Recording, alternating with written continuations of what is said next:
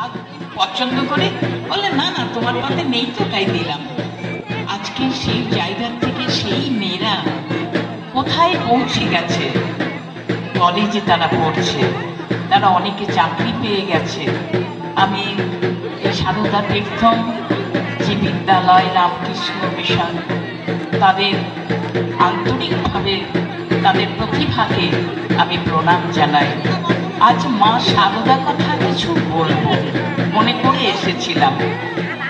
আমি মা সারদার কথা যখন ভাবি না, তখন ভাবি আমার সঙ্গে না মায়ের একটু মিল আছে।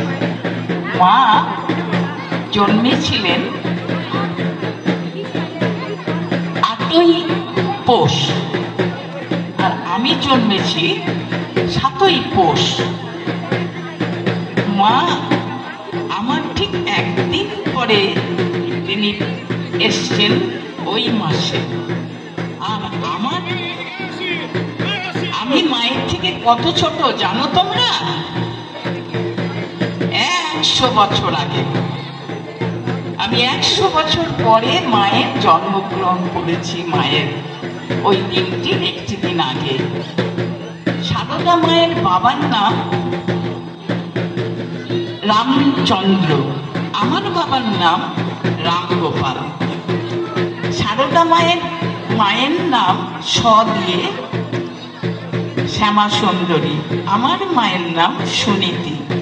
আসল কথাটা যেটা বলতে চাইছি, আমি ইতিহাসের ছাত্রী, তো প্রথম দিকে ওই সন তারিখ কিছুতেই মনে থাকতো না। তখন আমার বাবাকে জিজ্ঞেস করতাম বা মাকে জিজ্ঞেস করতাম, তোমরা কোন সালে জন্মেছ? বাবার জন্ম তারিখ 1899।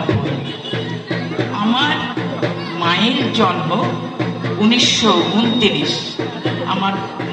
আমার বাবার থেকে আমার মা 30 বছরের ছোট ছিলেন। এই ডেটগুলোকে মনে রেখে তার পরের 100 বছর, তার 100 বছরের ইতিহাসের সংখ্যাগুলো মনে রাখতাম। মা সারদা, তার সঙ্গে তুলনা হয় কি কারো? মা একটা শব্দ, সেই বিশ্ব ব্রহ্মাণ্ডের ওম শব্দের মতো। মা সারদাকে আমরা কখনো চিনতে পারতাম না, যদি কিনা আমরা শ্রী শ্রী রামকৃষ্ণ দেবকে পেতাম। তিনি আমাদের পরিচয় করিয়ে দিয়েছিলেন। শ্যামা সুন্দরী রাত ওর আলো করে মা সারদা এলেন, আর সেটা জয়রাম বাটিতে। আর গদাধর আমাদের শ্রী শ্রী রামকৃষ্ণদেব, তিনি এলেন কানা কামার পুকুরে।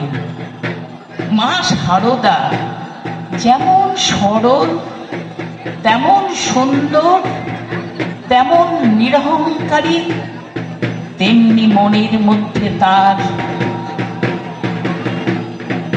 মা সর্ব পৃথিবীর মহামায়া মহাকালীর যেন একটা অনন্ত রূপ, ব্রহ্মাণ্ড। সেই সারদা মা, তার ছোট্টবেলায় বিয়ে হলো মাত্র 6 বছর বয়সে গদাধরের সঙ্গে। সেই গল্পগুলো আমরা সবাই জানি।